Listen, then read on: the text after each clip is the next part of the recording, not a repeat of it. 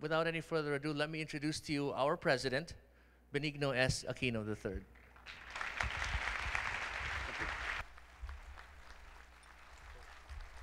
Good afternoon. Thank you. Thank you. Please sit down. Thank you. Secretary Carandang, Mr. Hernandez, other board members of the Contact Center Association of the Philippines, namely Mr. Bong Borja, Mr. Rafi David, Mr. Danilo Reyes, Mr. Jojo Ligan, Mr. Jeffrey Utoff, Mr. Butch Valenzuela, Mr. Scott Nagel. I hope I pronounced that properly. Of course, former Senator and soon-to-be Senator again, Jun Magsaysay. I won't tell you which group, but he would not be considered a wise man if he didn't choose the right group. Delegates of the International Contact Center Conference and Expo 2012, fellow workers of government, honored guests. Mga minamahal ko pong kababayan, magandang hapon po sa inyong lahat, bagamat tumuulan na naman. Pahingi muna akong pasensya, naatraso po tayo. Meron pong mga developments kasi ito ngayong hapon. Siyempre, yung lahat ng problema ng bansa, sa akin po yun. Pero meron naman yung good news. Si Secretary Rojas po ay na-confirm ngayong hapon. So he will now officially head the DILG.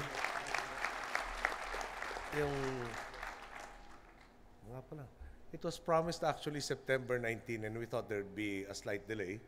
So his slight vacation is no longer on the books. No? He is now assuming the position that Secretary Robredo unfortunately has vacated. Okay. Now to more and other pleasant news. Over the past 2 years, I have attended a number of events for members of the BPO industry. Events I was happy to attend because it signified the expansion of your operations, the addition of tens of thousands of seats, and the employment of even more Filipinos. I believe that you will agree with me when I say the success of your sector in the Philippines is indeed unparalleled. In fact, in October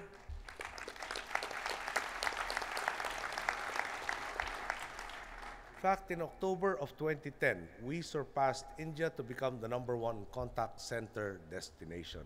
Congratulations. We owe this in large part to our countrymen. Their talents and your needs dovetailed, and this led to the setting up shop here in the Philippines. These are the fruits of our labors. For the BPO industry, $11 billion in revenue, the creation of 113,000 more jobs in 2011 alone, for a total of, and I think the figure is no longer correct, for a total of 638,000 Filipinos employed in 2011. In both revenue and direct employment, the BPO industry has posted increases of more than 20%. I understand from the speech earlier that you have already exceeded the projections. If you further exceed it, I promise you I will not object to exceeding your projections further. Let's not forget the multiplier effect, which means that the BPO industry was responsible for 1.6 million indirect jobs last year, and that is quoting the low ratio estimate. I believe it is only right that you have come to the Philippines to talk about the future of outsourcing. In fact, I believe our experience with your industry is unique.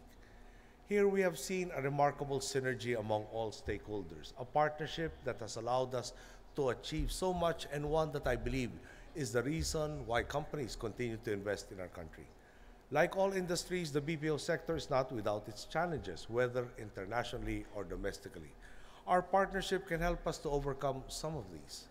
When widespread flooding in much of Metro Manila took place last month, our Labor Department and BPO stakeholders helped alert employees to their respective rights and obligations, in particular, clarifying the rules concerning pay for those who still decided to work, even as we suspended work in public and private offices. This is only one example of how, if we work together, we can come up with acceptable solutions in situations such as this and take advantage of the opportunities that are present. It is clear that the Philippines is well suited to cater to the voice BPO industry. After all, we have a skilled, customer-oriented workforce able to learn and converse in English with ease. It is no surprise then that voice BPO services continue to dominate the industry, accounting for 65% of total BPO revenues and direct employment in 2011. But the game has changed. The challenge has shifted from being number one to staying number one. Okay. Some of the people who will tend to look at glasses, a glass that is half filled will say, this is half full or half empty. Those who will look at it as half empty will say, we are now number one. There is nowhere to go but down. I think there is an alternative. There is nowhere to go. There is an alternative to going down. There is to maintaining number one. And I'm sure you will maintain that position. While none of us sees a decline in the demand for voice BPO services, it cannot be denied that there is also a steadily increasing demand in what your industry terms knowledge process outsourcing, from financial services to creative processes such as games and animation, which for that matter signifies the creative strengths of the Filipino and an exciting frontier for all of us.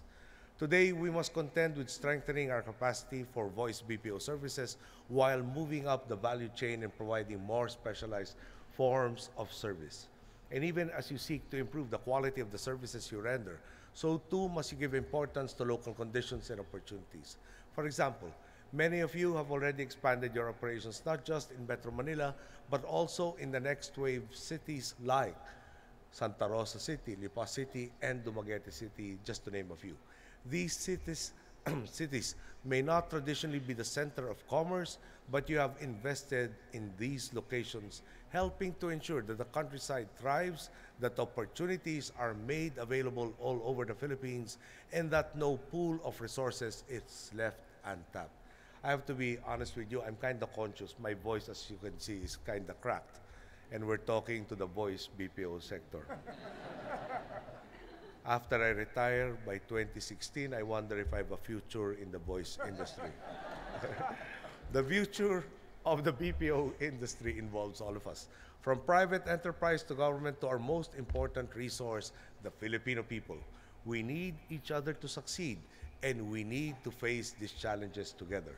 Today, we ask ourselves, how do we maintain our edge? How do we build on the foundations we have already laid down, while exploring and identifying new areas for growth?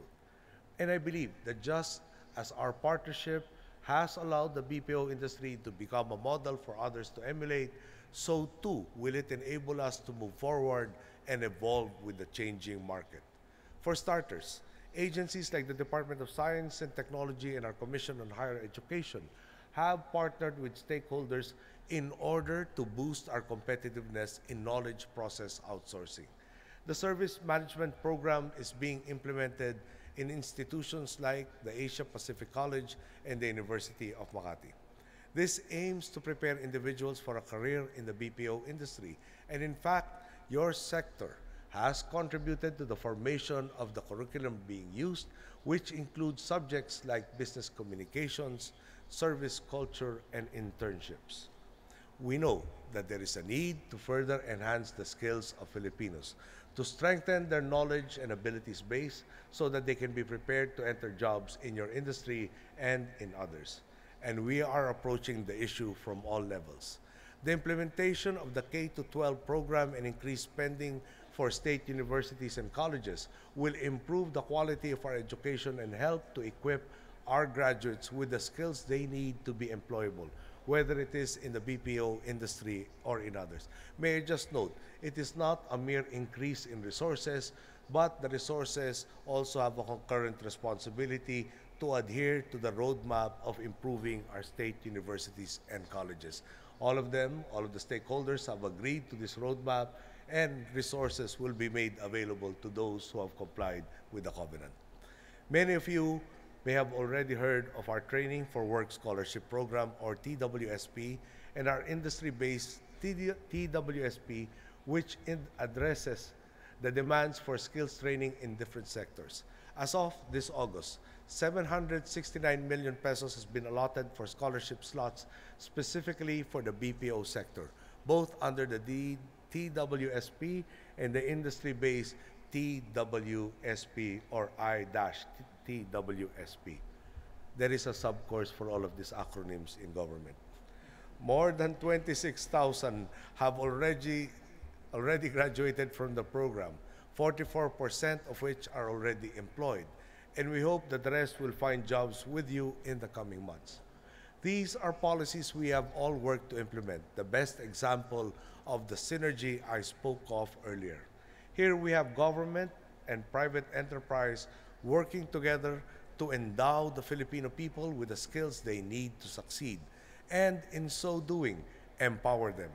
And even as these measures are a response to the demands of doing business, I believe that everything we are doing serves a more meaningful purpose to create more and more opportunities for all Filipinos. We want your industry to achieve and even surpass the estimated 2016 figures of $25 billion in revenue and direct employment of 1.3 million Filipinos. These figures do not just mean great things for our economy and your businesses, they mean great things for our people. Behind each success story and achievement, you mark are thousands more Filipinos who are earning a dignified and comfortable living. More Filipinos who are able to send their children or their siblings to school, and more Filipinos who are given the chance to find the path to their success in your respective companies. Ours is truly a winning partnership, and I know that we can continue working together to bring your industry, our country, and the Filipino people to even greater heights. I thank you for giving me your time, and I bid each one a good day.